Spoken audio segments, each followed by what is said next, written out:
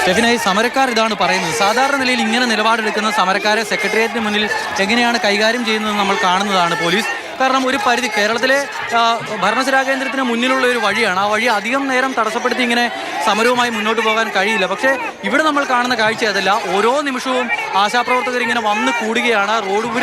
റോഡിന്റെ ഉപരോധിക്കുന്ന ആളുകളുടെ നീളം ഇങ്ങനെ കൂടി വരികയാണ്. എന്തെങ്കിലും ട്രെയിനിങ്ങും മറ്റു പരിപാടികളും ഒക്കെ ആയി അവരുടെ സമരത്തെ അടിച്ചമർത്താമെന്നൊക്കെ ഉള്ളത് സർക്കാരിന്റെ വെറും വ്യാമോഹമാണ്. കാരണം മഴയത്തും വെയിലത്തും ഒക്കെയായി നമ്മൾ ദിവസവും അവരെ കാണുന്നതാണ്. നേരത്തെ ആ ടാർപോളിനൊക്കെ കെട്ടി അവരവിടെ നിന്ന് സമരം ചെയ്യുന്നതൊക്കെ നമ്മൾ കണ്ടതല്ലേ അമൽ. അപ്പോൾ അവരുടെ സമരവീര്യത്തെ ഒരു കാരണത്താലും സർക്കാരിന് അടിച്ചമർത്താൻ വേണ്ടി കഴിയില്ല. പ്രത്യേകിച്ചും അവരുടെ ആവശ്യങ്ങൾ പരിഗണിച്ചുകൊണ്ട് അവർക്ക് എന്താണ് പറയാനുള്ളതെന്ന് കേൾക്കുക എന്നുള്ളതാണ് ഇതിൽ ഏറ്റവും പ്രധാനമായൊരു പോംവഴിയെന്ന് ഇപ്പോഴും തോന്നുകയാണ്. സ്റ്റെഫിന് വേറൊരു പ്രധാനപ്പെട്ട കാര്യം, ഈ സമരത്തിന് വരാതെ ഈ പാലിയേറ്റീവ് കെയർ പരിശീലന പരിപാടിയിൽ പങ്കെടുക്കുന്ന ആളുകളുണ്ടല്ലോ, അല്ലെങ്കിൽ CITU, AITUC, INTUC, അവരൊന്നും നേരിട്ട് ഈ സമരത്തിലേക്ക് ഇറങ്ങിയിട്ടില്ല. പക്ഷേ ഈ സമരത്തിൽ പങ്കെടുക്കാത്ത ആശാവർക്കർമാർക്കും ഇവരുടെ ആവശ്യങ്ങളോട് മുഖം തിരിച്ചു നിൽക്കാൻ കഴിയുന്നില്ല. അത് ന്യായമായ ആവശ്യമാണെന്ന് അവർ പറയുന്നുണ്ട്. ഇതിൻ്റെ രാഷ്ട്രീയം എന്തൊക്കെ തന്നെയായാലും ഒരു ദിവസം 232 രൂപ, അതൊന്ന് 700 രൂപയാക്കി തരണം എന്ന് പറയുന്നതിനകത്ത് എന്ത് രാഷ്ട്രീയമുണ്ടെങ്കിൽ കൂടി, അല്ലെങ്കിൽ സമരത്തിന് പിന്നിലെ ഉദ്ദേശം എന്താണെങ്കിൽ കൂടി, ആരാണെങ്കിൽ കൂടി അതൊരു ന്യായമായ ആവശ്യമല്ല എന്ന് ആർക്കും പറയാൻ കഴിയില്ലല്ലോ അല്ലേ? ഒരിക്കലും കഴിയില്ല. കാരണം കോവിഡ് കാലത്ത് ഉൾപ്പെടെയുള്ള ഇവരുടെ ഒരു സേവനം, ആശാവർക്കർമാരുടെ സേവനത്തേക്ക് ഒരു പുകഴ്ത്തി പറഞ്ഞ തൊഴിലാളി വർഗ സർക്കാരാണ് രണ്ടാമത് ഭരിക്കുന്നതെന്നുള്ളൊരു പ്രത്യേകത കൂടിയുണ്ട്. അപ്പോൾ ആ സമയത്താണ് ഇവർ ഈ 232 ദിവസം ഓണറേറിയം കിട്ടുമ്പോൾ അതൊന്ന് വർദ്ധിപ്പിക്കുന്നതിന് വേണ്ടി അവരുടെ ജീവിതം കൂടുതൽ കരുപിടിപ്പിക്കുന്നതിന് വേണ്ടിയുള്ള ശ്രമം ഉണ്ടാകുന്നത്. അതിപ്പോഴും നടന്നിട്ടില്ല എന്നുള്ളതാണ് ഏറ്റവും ദൗർഭാഗ്യകരമായ കാര്യം.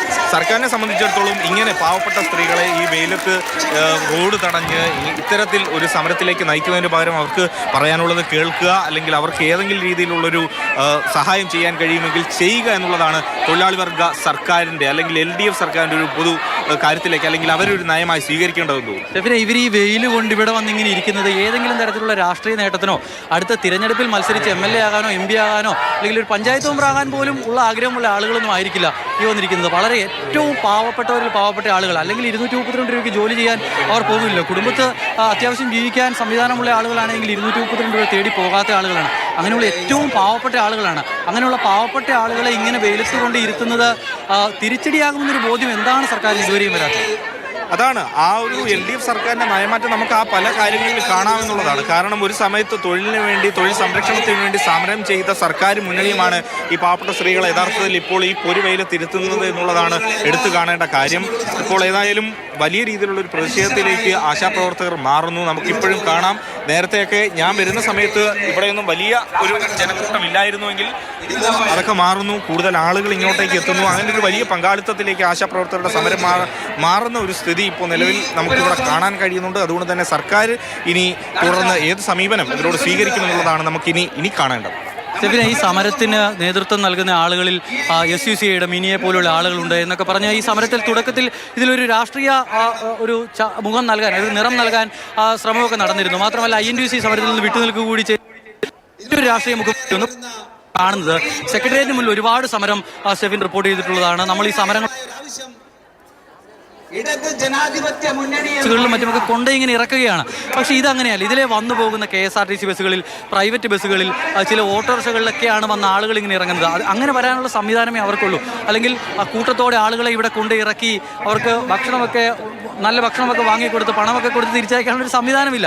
ഇവിടെ ഭക്ഷണം, ഉപ്പുമാവും കഞ്ഞിയും ഒക്കെ വെച്ച് സമരം ചെയ്യുന്ന ആളുകളാണ്. ഇത് എത്ര ദിവസം ഇങ്ങനെ ഈ സമരം തുടരുമെന്നുള്ളതാണ്. എങ്ങനെ ഇതിനൊരു പരിഹാരം ഉണ്ടാകും? അതോടൊപ്പം നമുക്ക് എടുത്തു കാണേണ്ട ഒരു കാര്യം, 36 ദിവസത്തിലേക്ക് സമരം എത്തുമ്പോൾ പലതവണ നമ്മൾ ഈ സമരം റിപ്പോർട്ട് ചെയ്യാൻ ഇങ്ങോട്ടേക്ക് എത്തുമ്പോൾ പലപ്പോഴും ഇവർക്ക് ആഹാരം കൊടുക്കുന്നത്, കഞ്ഞി വെച്ച് കൊടുക്കുന്നതൊക്കെ സാധാരണക്കാരായ ആളുകളാണ്. ഇത് കണ്ട് മനസ്സലിവുള്ള ആളുകളാണ് അതൊക്കെ ചെയ്യുന്നത്. പക്ഷേ സർക്കാരിന് ആ മനസ്സലിവ് ഇവരോടില്ല എന്നുള്ളതാണ് ഏറ്റവും ദൗർഭാഗ്യകരം. നേരത്തെ നമ്മൾ സൂചിപ്പിച്ചു.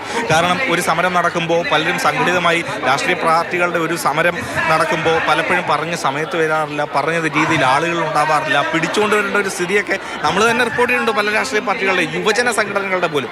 പക്ഷേ ഈ സ്ത്രീകളുടെ കാര്യത്തിലൊന്നും എടുത്ത് നോക്കിക്കഴിഞ്ഞ് ഈ കഴിഞ്ഞ 36 ദിവസവും അവർ സ്ഥിരം സാന്നിധ്യമായി സർക്കാരിൻ്റെ മുന്നിൽ അപേക്ഷയുമായി സെക്രട്ടേറിയറ്റിന് മുന്നിൽ, സമരഗേറ്റിന് മുന്നിൽ അവരുണ്ടായിരുന്നു എന്നുള്ളതാണ്.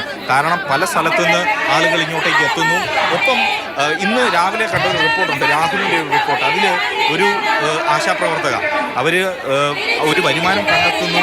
എങ്ങനെയാണെന്ന് വെച്ചാൽ വീട്ടുജോലിക്ക് പോയിട്ടൊക്കെയാണ്. അവർക്ക് ഈ ഒരു ജോലി പ്രതിസന്ധി ആയതുകൊണ്ട് വീട്ടുജോലിക്ക് പോകുന്നു, കുടുംബത്തിൻ്റെ കാര്യം നോക്കുന്നു, കിടപ്പിലായ ആ ഭർത്താവിൻ്റെ കാര്യം നോക്കുന്നു, അതിനുശേഷം രാത്രിയിൽ ഇവിടെ നിന്ന് സമരം ഇരിക്കേണ്ട അത്രയധികം ദയനീയമായ അവസ്ഥയിലേക്ക് ഈ സ്ത്രീകളെ തള്ളിവിടുന്നത് യാതൊരു കാരണവശാലും ഉൾക്കൊള്ളാൻ കഴിയുന്ന കാര്യമല്ല. ആ രീതിയിലേക്കൊക്കെ തന്നെ മാറുന്ന സമീപനവും ശരിയല്ല എന്നുള്ളതാണ്. ഈ സമരം ഇതിപ്പോൾ ഈ ഉപരോധ സമരം ഇങ്ങനെ തുടരുക എന്ന് പറയുന്നത് ഒരുപക്ഷെ ഈ സെക്രട്ടേറിയറ്റ് വളയൽ സമരം ആളുകൾ ഇങ്ങോട്ടേക്ക് എത്തിക്കൊണ്ടിരിക്കുകയാണ് അല്ലേ ഓരോ നിമിഷവും. അതാണ് ഞാൻ പറഞ്ഞത്, നേരത്തെ പ്രേക്ഷകർക്ക് ഒരു തെറ്റിദ്ധാരണ ഉണ്ടാകരുത്. തുടക്കത്തിൽ രതീഷ് അനിരുദ്ധനും മാസ്റ്റർ സെബാസ്റ്റ്യനുമായി സംസാരിച്ചപ്പോൾ പറഞ്ഞത് അന്ന് ഇവരുടെ കുടുംബസംഗമം നടന്നല്ലോ ആദ്യ ദിവസങ്ങളിൽ. ആ ദിവസങ്ങളിൽ ഉണ്ടായിരുന്ന ഒരു പങ്കാളിത്തം ഇന്നുണ്ടോ എന്നൊരു സംശയം എനിക്കുണ്ടായിരുന്നു. പക്ഷേ അതിനുശേഷം ഓരോ സമയം കഴിയുമ്പോഴും നമ്മളിപ്പോൾ ദൃശ്യങ്ങളിൽ കാണുന്നത് ഇങ്ങനെ ആളുകൾ ഇവിടേക്ക് ഒഴുകിയെത്തുന്ന കാഴ്ചയാണ്.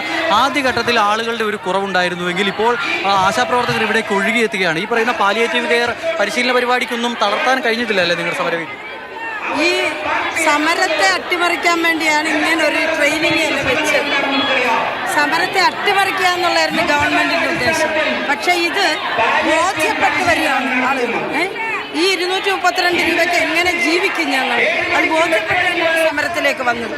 അതുകൊണ്ട് ആര് വിചാരിച്ചാലും സമരത്തെ അട്ടിമറിക്കാൻ പറ്റില്ല. അതെ, മറ്റൊന്നും കൊണ്ട് ചോദിക്കുന്നതല്ല. നിങ്ങളിപ്പോൾ 36 ദിവസമായി സമരം ഇരിക്കുകയാണ്. സർക്കാരിൻ്റെ ഭാഗത്തു നിന്ന് കാര്യമായ ഇടപെടൽ ഉണ്ടാകുന്നില്ല.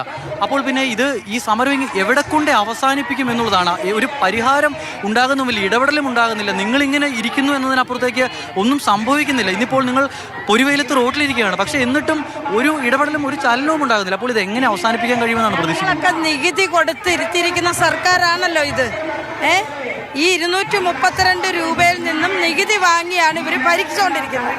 അപ്പം ഞങ്ങളുടെ വോട്ടും പണവും വാങ്ങി അധികാരത്തിലിരിക്കുന്ന ഒരു ഗവൺമെൻറ് ആണെങ്കിൽ ഞങ്ങളുടെ ഡിമാൻഡ് അംഗീകരിക്കും. എത്ര ഉയർന്ന ഭരണാധികാരിയാണേലും ഞങ്ങളുടെ അടുത്ത് വരും. അതുവരെ ഞങ്ങൾ സമരം തുടരും. അല്ലാതെ ഞങ്ങൾ പിന്നോട്ടില്ല. വെച്ചടി കാല് മുന്നോട്ടാണ് വെച്ചിരിക്കുന്നത്, അത് മുന്നോട്ട്